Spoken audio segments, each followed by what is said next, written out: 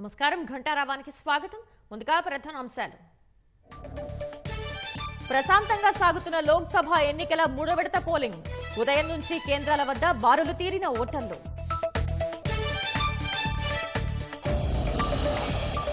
ఓటేసిన ప్రధాని మోదీ, షా, ఖర్గే సహా ఇతర ప్రముఖులు. ప్రజలంతా తరలి రావాలని నేతల పిలుపు.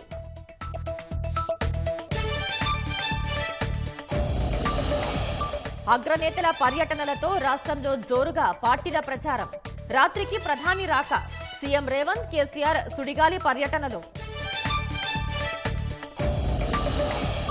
రాష్ట్రంలో పలుచోట్ల తీవ్ర నష్టాన్ని మిగిల్చిన గాలివాన. సర్కార్ ఆదుకోవాలని అన్నదాతల ఆవేదన.